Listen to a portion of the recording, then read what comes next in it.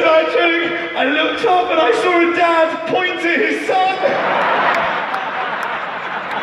That's never happened before. It was fucking amazing. I fucking knew that is. You bastard. Oh, thank you for making my vlog. That was the best thing I've ever seen. Oh fuck. What's happened there is I've just remembered what the next joke is. And if you didn't like that one, you are going to hate this one. I can't do it. I can't do it. Do it! Alright, I'm gonna do it! I'm gonna do it. You know what I'm like? A little bit of peer pressure and I cave. But if they don't like it, mate, it is your fault. Okay? Ready? So, anyway, put yourself together. I'm talking about having kids again. I'm lying in bed with my girlfriend, and she turns to me. Sorry, she didn't do that. What? Is there someone in here? No, she turns to me, and she goes, I'm talking about having kids, and she throws this curveball at me. She's like, Jack, would you ever consider adoption? I went, well, only if you got pregnant.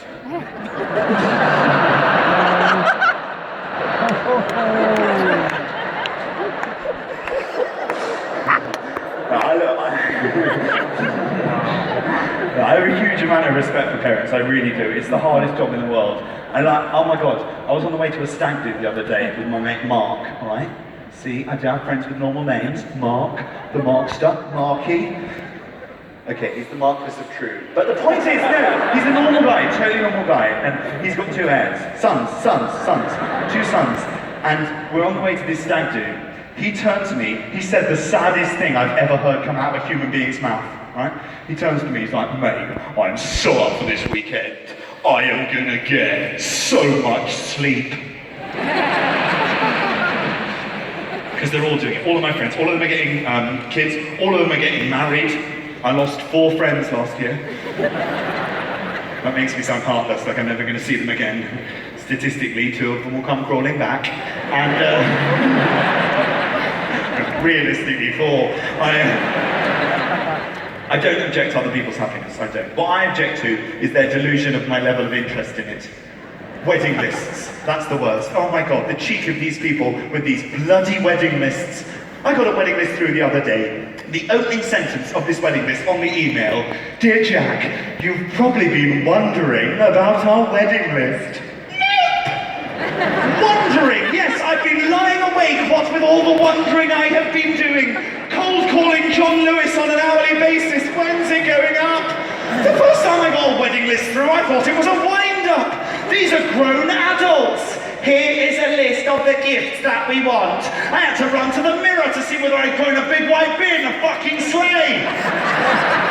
The shit they want is so preposterous as well. Plates. They wanted plates. You didn't have those before? Yes, we're getting married and we just thought it was time for us to stop eating our food directly off the table. Or when they go high-end, that's even worse. Oh my god, I got one through the other day from my best mate from Manchester University.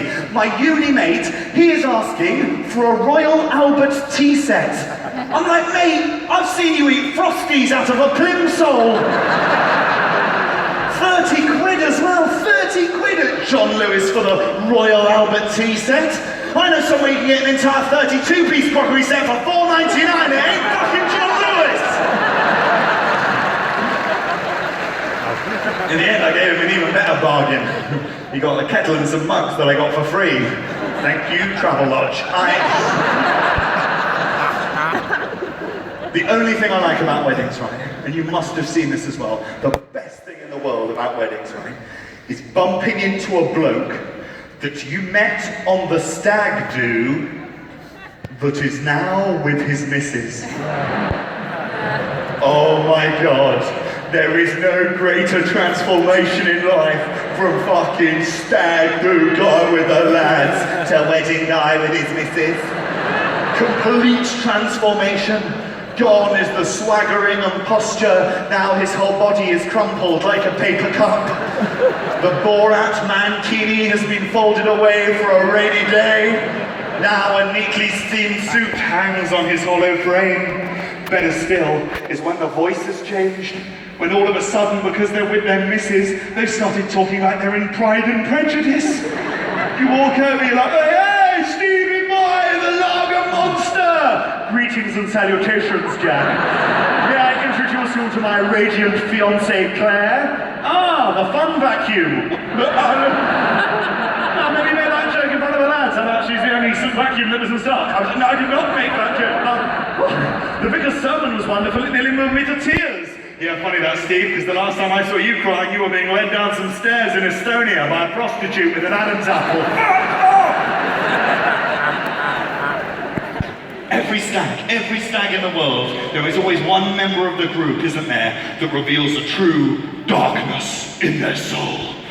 And it's always the one you least suspect, isn't it? It's always the quiet one, the groom's friend from home. This is my mate, Colin. Hello! After a journey I had up here, the M6 was chock-a-block.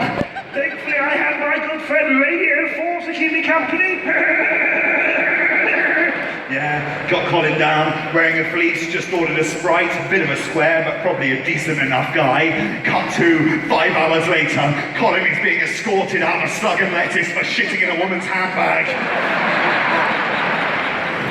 Bribing the bouncer out the stag do kitty. That's never worked in the history of mankind, by the way, the stag do kitty. Yeah, chaps, we're going to pay into the stag do kitty, and then the kitty will last all of us for the entire weekend. Gone within 20 minutes. What the fuck happened? There was a grand in there. Oh yeah, sorry. Colin bought a gun. It's fucking weird. Then you got the journey back from the stag do, the EasyJet flight back from Prague.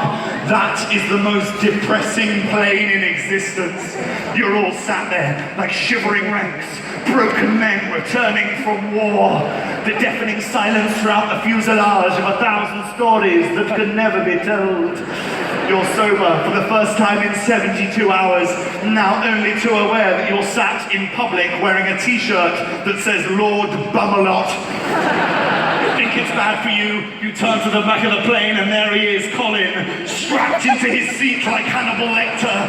He's got a black eye, a criminal conviction and hepatitis B. The fear slowly creeping across his face that come Monday morning it's back to work teaching in his primary school.